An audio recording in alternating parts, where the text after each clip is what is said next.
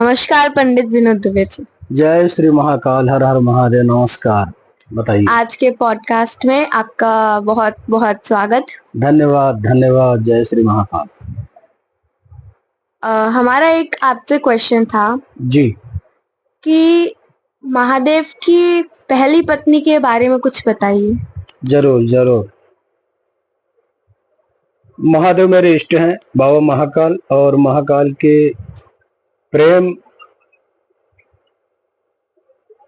के बारे में सारे जगत को पता है।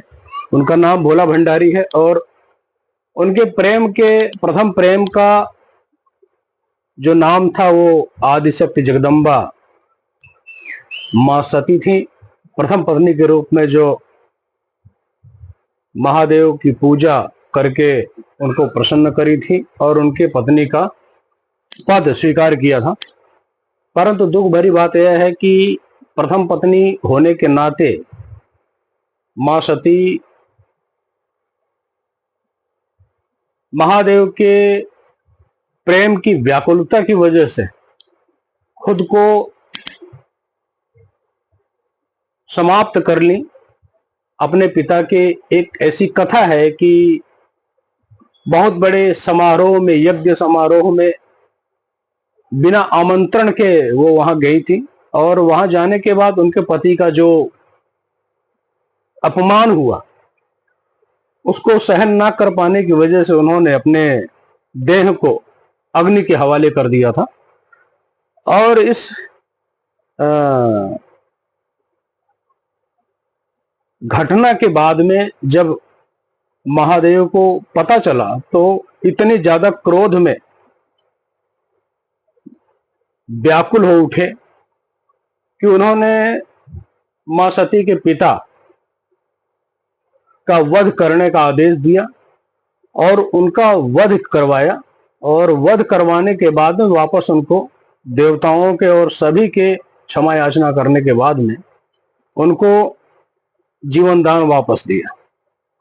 यह कथा इस प्रकार से है कि एक बार जब राजा दक्ष प्रजापति, जो कि महादेव के ससुर थे, मां सती के पिताजी, उन्होंने बहुत बड़े महायज्ञ का आयोजन किया था और उस आयोजन समारोह में सभी को आमंत्रित किया था, सिर्फ एक व्यक्ति को छोड़कर, और व्यक्ति थे देवाधिदेव महादेव।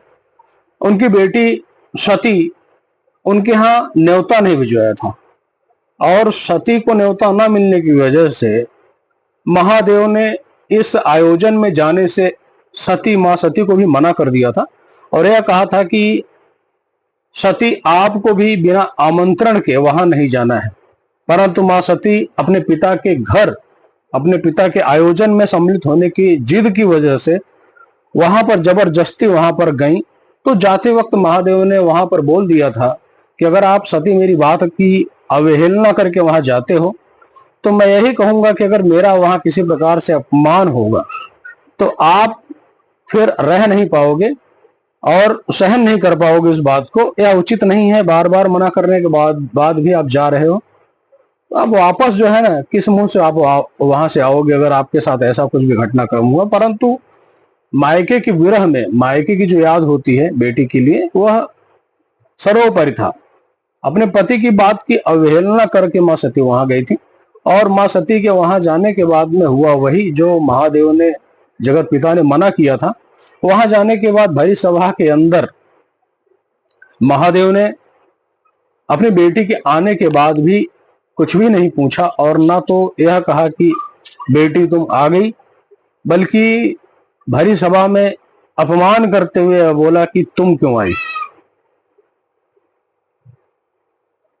और इस अपमान, इतने घोर अपमान को सहन ना करके मां सती ने यह निर्णय लिया कि जिस जगह पर मेरे घर परिवार के बीच में, मेरे मायके में, जब मेरे ही पति का सम्मान नहीं है और इस प्रकार से निरादर और अपमान किया गया तो मेरा जीवन रहने का कोई प्रारब्ध ही नहीं है, मैं जीवित नहीं रहूंगी।